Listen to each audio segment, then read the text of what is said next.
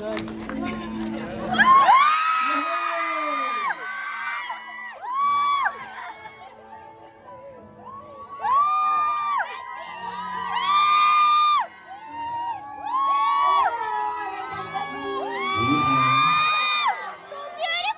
evening po. Mabati lang, maraming salamat. Sa lahat ng mga nandito, nakakatuwa naman. Enjoy the movie! Gusto nyo ka ng bottom!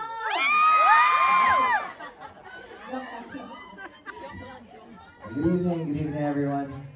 Thank you for your time. Thank you for coming all the way here to watch our movie. We appreciate it and I hope you like the movie. Thank you. Alrighty, so we'll get to know Kim and Pao a little bit better now. We've got some fun questions that you guys have sent over. Some fans sent over these questions to us by email.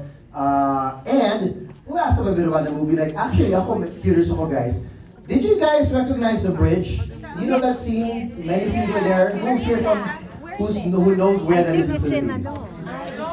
It's Jones Bridge in Manila. So, ang ganda. Yes, newly improved. Di ba? Ano, naka-iOS 18 siya upgraded. Yes. Latest software. But tell us about that. Parang that was very a big part of the story and of the movie. Tell us what it was like filming there and the beauty of the new look Manila now. What was it like for you guys? I never even knew the area existed since we started shooting there. Diba? Tago eh. I'm not, what do you call it? A Bay boardwalk? walk, parang waterway, di ba? Something like that. They call it, there's a specific Esplanade. Esplanade. Jones Bridge It was, Esplanade, yeah. I think it is part of.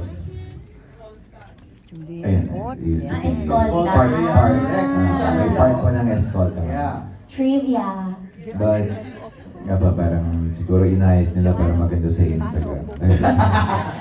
Maganda naman siya. But nakakatawa. Gumanda na talaga, di ba? So for those who haven't seen it in a long time, it's so nice to see it now, di ba? So pretty. Okay.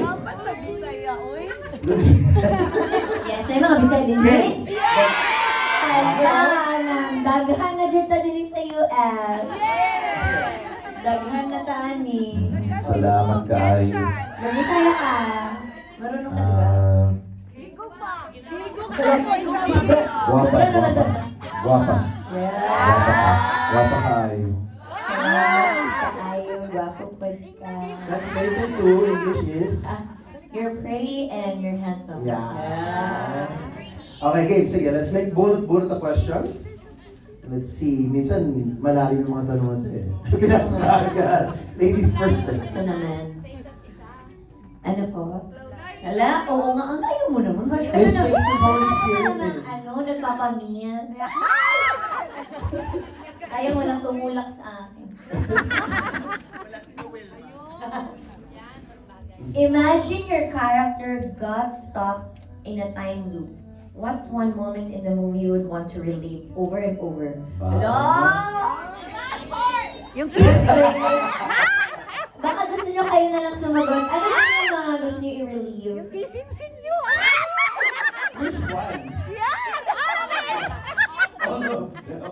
Relive again and again. Ang favorite scene ko talaga yung umuulan na slow-mo. Yung nagbigay ng payong si Jolo. Yung, so please, ano mangyari sa akin sa totoong buhay?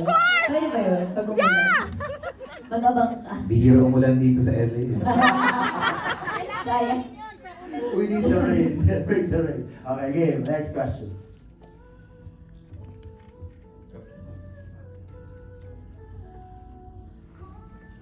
What was the biggest challenge in portraying your character?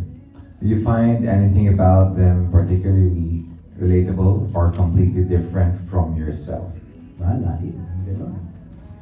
What can you say, candidate number 1? Hindi ako makakuha. Ang dayo. I think the biggest challenge in portraying my character was throwing out the jokes, because it's hard to like say a joke and have a punchline for it that would make the viewers actually laugh. Natawa kayo sa ano niya? Sa- Pag joke. Gusto niyo marinig ulit? So yun pa yung pinakamahirap sa akin kasi hindi naman ako, well, Yung humor ko kasi is very dry and very sarcastic. So, I'm very green. I'm very green. It's the only humor I know. Okay. Okay na to. Just kidding. But yeah, that was the hardest part for me. And yeah, yun lang. Okay. Kid. Alright, ito naman ang next question. What is one thing you always must bring to set no matter what?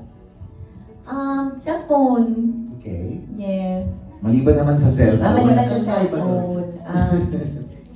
Sa set, gamit talaga.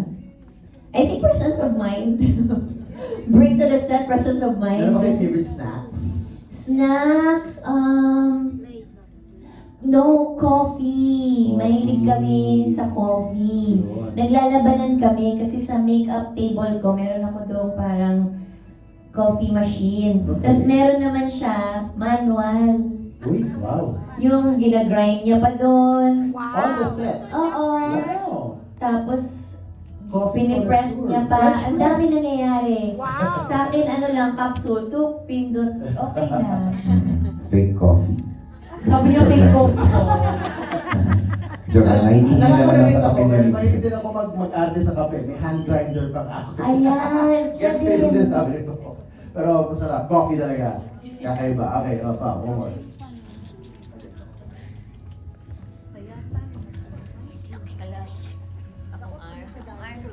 The film's theme suggests rediscovery or second chances. How does the film explore these themes, and why do you think they resonate with the audiences? How come all the hard questions? I always get the hard questions. Ang swerte ng bulot mo eh. The film's theme suggests rediscovery or second chances. How does the Contestant number 3 from Thank you for Pasig this City. I think for both our characters, like for Sally's character, it's sa character ko na lang since Cholo's character, parang Cholo has been through like so much.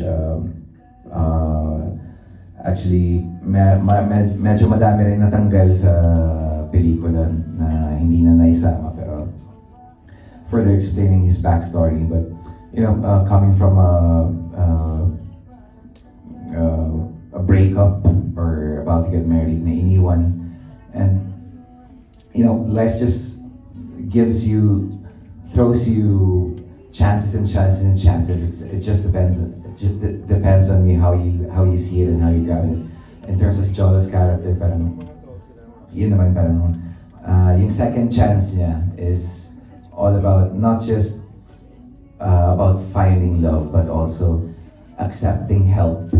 And I think that was parang one of parang second chances na nabigay sa kanya. Not just a second life, not just not just love, but also a chance to accept help from people around him. Wow. Hindi chance sa akin sing. Sobrang lalim naman ng parang palunod na ako. Ano nga yung tanong? About second chances. About second chances, I think from my character, Sari, second chances are parang very rare na binibigay yan eh. So once nandiyan yan, you learned already your lesson dun sa nangyari. So once you're given a second chance, mas iigihan mo na, mas pagbubutihan mo na, and wag na natin hintayin na magka-third chance pa para mag-succeed tayo in life. Yeah. Let's always do our best and God will do the rest. And I thank you. Alright.